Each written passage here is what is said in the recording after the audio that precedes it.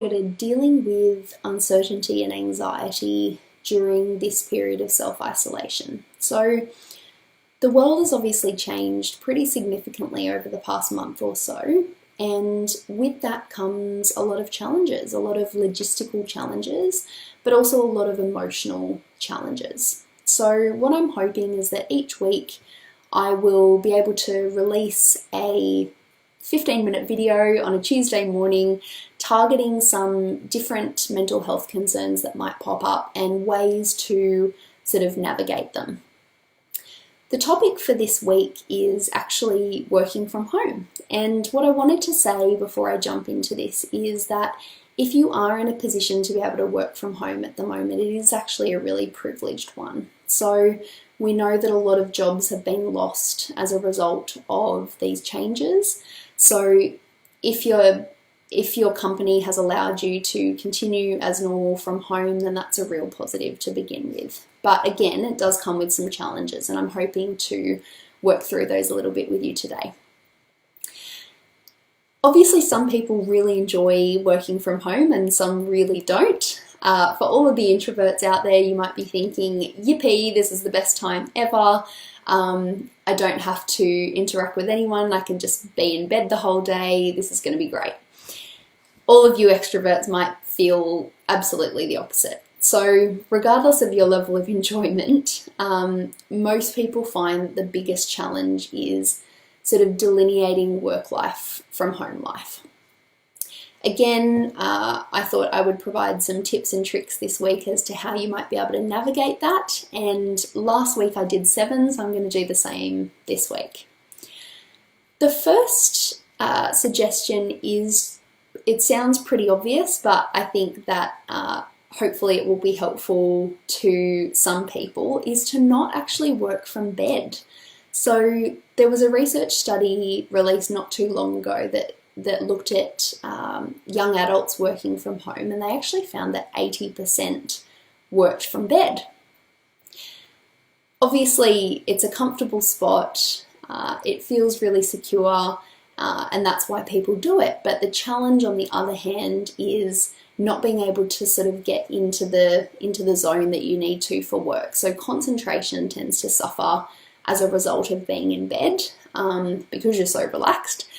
And it can also tend to influence your sleep. So understandably, if you're in bed all day, sort of doing work tasks, and then you're trying to sleep in that same bed of a night time, your brain can tend to go over everything from the day and not be able to switch off quite as well.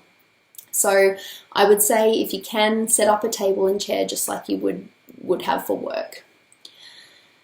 Number 2, and this is kind of along a similar line, wherever possible, see if you can separate your workspace from your relaxation space. So this can be quite challenging for people, for example, who live in a 1-bedroom apartment, or you might have kids sort of running in and out throughout the day at the moment, which is challenging. Ideally, if you're in a position to have a separate room for work, then that would be great. You're able to go in at the start of the day, finish your work, come out at the end of the day and sort of shut the door. If it's not possible, that's okay, but having sort of clear signals once you've finished for the day can be really beneficial. So for example, if your desk is covered with work-related things throughout the day, that's fine, but maybe try packing them away of an evening so that mentally, again, you're finished for the day and you're in that relaxation space. Another thing is, if you've got sort of other family members, kids at home at the same time, having a prior agreement with them around what times of the day are helpful or might be feasible to catch up can be really helpful so that you can concentrate during the periods when you're alone. Number 3, and this follows up on from the kids thing, removing distractions. So since home is usually your sanctuary, it might be tempting to sort of pull out your mobile phone, flick through social media, or to just sort of flop onto the couch, spend an extra half an hour at your lunch break watching a Netflix show.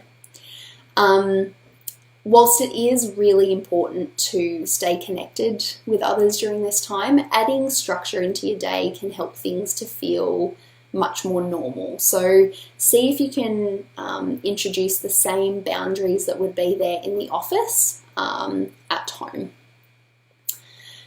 Number 4, and I really like this one, I use this one a lot and has really helped me as well, getting dressed for the day as you would for work.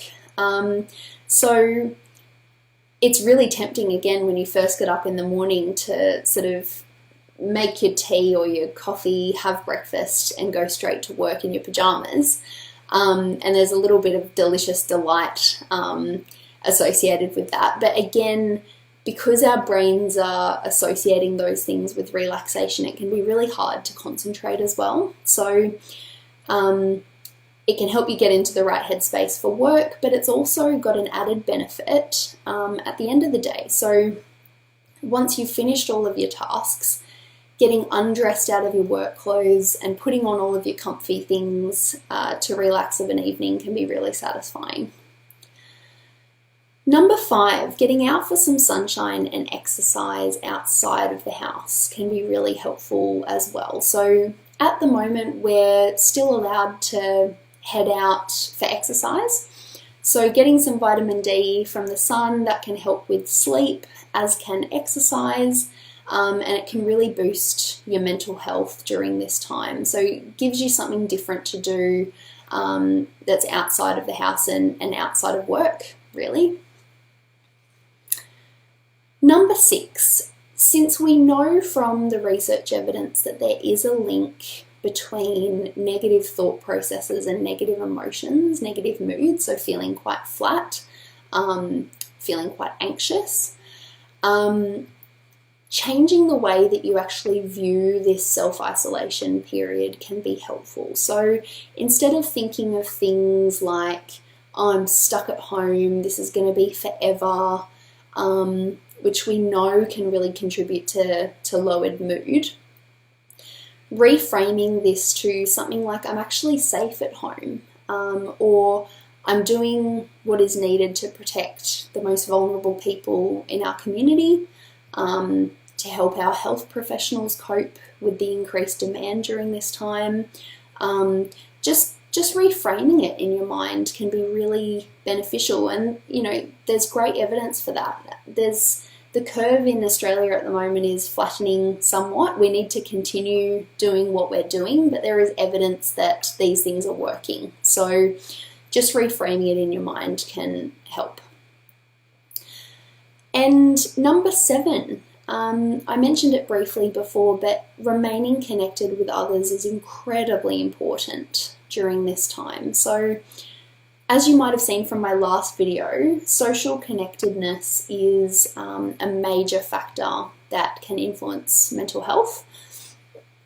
At the moment, since we're not able to get out as much physically, we really need to use our downtime at home, even your lunch breaks, to connect with others, whether it's people that you live with or colleagues, friends, family, online or over the phone. So it might mean really embracing technology in a way you mightn't have before. There are new ways to interact with others in sort of fun social ways. So things like having Netflix parties, playing board games online with friends, those types of things can help to I guess bring back that sense of normality. So that's our 7 tips for this week. I hope that they've been helpful. As I said in my last video, if you have any questions at all or any suggestions for topics that I can cover over the next few weeks, please feel free to comment on this video, to private message us.